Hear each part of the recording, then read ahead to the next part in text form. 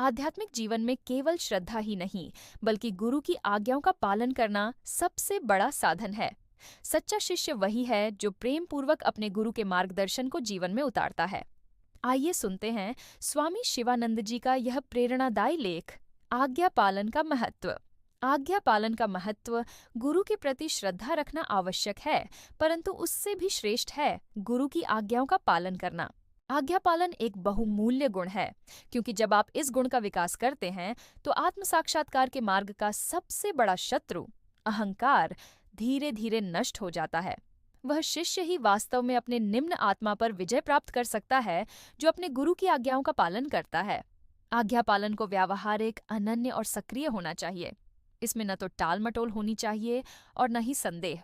दंभयुक्त शिष्य गुरु की आज्ञाओं का पालन भयवश करता है, परंतु सच्चा शिष्य गुरु की आज्ञाओं का पालन प्रेम से और केवल प्रेम के कारण करता है। पहले आज्ञा पालन की विधि सीखो, तभी आज्ञा दे सकोगे। पहले शिष्य बनना सीखो, तभी गुरु बन सकोगे। इस भ्रांति को त्यागो कि गुरु की अधीनता स्वीकार करना, उनकी आज्ञाओं का पालन करना या उनके उपदेशों को व्यवहार में लाना दास्ता है। अज्ञानी मनुष्य सोचता है कि किसी अन्य की अधीनता स्वीकार करना उसके गौरव पर धब्बा है या उसकी स्वतंत्रता के विपरीत है। यह एक गंभीर और बड़ी भूल है। यदि तुम ध्यानपूर्वक विचार करोगे तो जानोगे कि तुम्हारी तथाकथित स्वतंत्रता वास्तव में तुम्हारे अपने अहम और मिथ्या अभिमान की सबसे घृणित दास्ता है। यह मन का केवल एक चंचल तरंग है। जो अपने अहम और मन पर विजय प्राप्त कर लेता है वही वास्तव में स्वतंत्र है, वही सच्चा वीर है। इस विजय को प्राप्त करने के लिए जो व्यक्ति गुरु के उच्चतर आध्यात्मिक व्यक्तित्व की अधीनता स्वीकार करता है, वह इस अधीनता से अपने निम्न अहम को पराजित करता है और असीम चेतना के आनंद को प्राप्त करता है।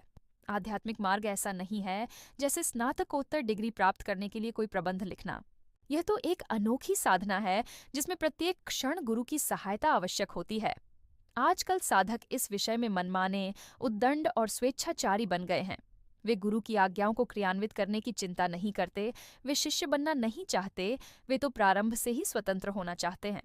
वे मानते हैं कि वे पहले ही तुरीयावस्था में हैं। वास्तव में उन्हें आध्यात्मिकता या सत्य का प्रारंभिक ज्ञान भी नहीं होता। वे स्वेच्छाचार, हठ और मनमानी को स्वतंत्रता समझ बैठते हैं। यह एक गंभीर और दयनीय भूल है। इसी कारण उनकी उन्नति नहीं होती। वे साधना करने की क्षमता और ईश्वर के अस्तित्व में विश्वास खो बैठते हैं। वे कश्मीर से गंगोत्री और गंगोत्री से रामेश्वर तक यात्रा करते रहते हैं। वे थोड़े से शास्त्र ज्ञान के आधार पर स्वयं को विद्वान मान बैठते हैं। किंतु ऐसे दुर्भाग्यशाली लोग आत्म शांति, आत्मबल और आत्म प्रेम से वंचित रह जाते हैं। वे केवल और अधिक अशांत हो जाते हैं।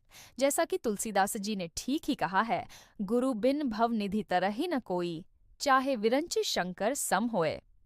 स्वामी शिवानंद।